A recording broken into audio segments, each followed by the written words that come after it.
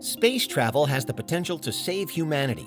If Earth is ever faced with destruction and becomes uninhabitable as the result of a nuclear war, asteroid impact, the sun turning into a red giant, or any other kind of disaster, humanity will have no choice but to search for other worlds to live on.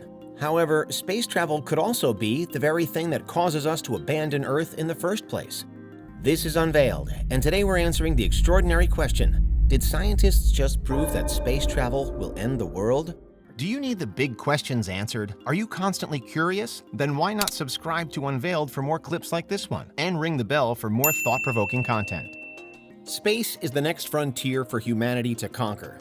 Given our innate sense of curiosity and passion for exploration, it seems inevitable that humans will one day begin to inhabit other celestial bodies and expand our presence to other stars.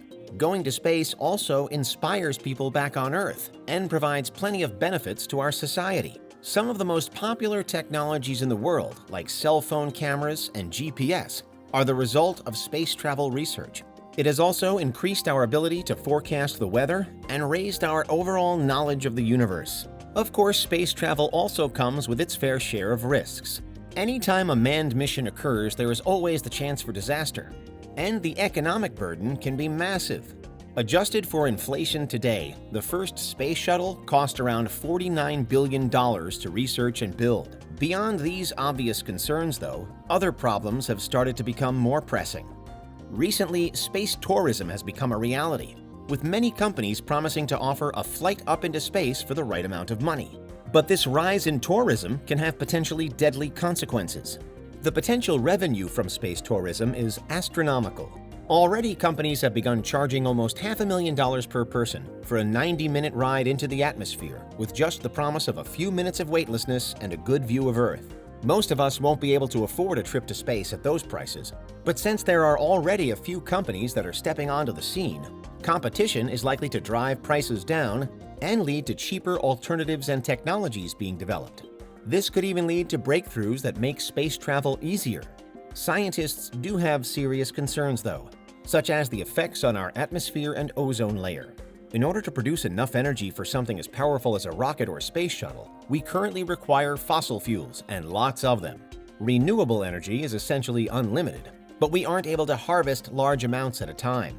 NASA and other space agencies have always known that rockets were bad for the atmosphere, but there were so few rockets being launched that it never mattered. Now, that could be about to change. NASA first began looking into the polluting effects that their rockets were having on the environment back in the 1990s. One of the chief concerns at the time was that of chlorine from solid rocket motors. Chlorine has its uses back on Earth, but it doesn't belong in the atmosphere and destroys the ozone layer. At the time NASA ran the tests, it was determined that there wasn't enough launches to warrant a global threat, but that they could still be locally damaging in that area. And this is where one of the problems with space tourism comes into play. Some private companies are planning to launch as many as several rockets per day in the future, and they will likely always be from the same launch pad. Virgin Galactic is among the companies that plan to one day service thousands of people every year, and doing so could build up dangerous pollutants in the atmosphere of that area. If space flights become more affordable, and therefore more popular and available to a wider audience, this could become a global problem.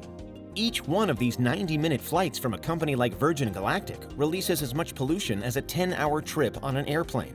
The good news is that for now, the space industry accounts for less than 1% of fuel consumption in aviation.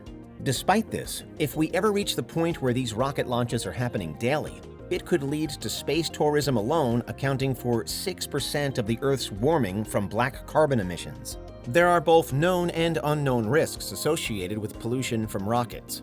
We do know that chlorine affects our ozone layer, which is essential for protecting life on Earth from the sun's harmful radiation. Chlorine-based fuels were actually banned under the Montreal Protocol in 1989 to protect the ozone layer, but the space industry wasn't affected by this ban at the time. Both chlorine and nitrogen oxides present clear dangers to our atmosphere, as does black carbon. Also called soot, this substance comes from burning fossil fuels.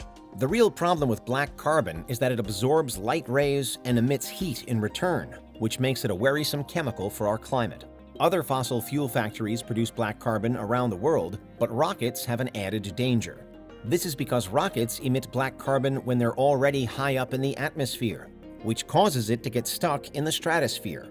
Studies have found that when soot is caught in the stratosphere like this, it can be up to 500 times worse for our climate than when it's burned at surface level.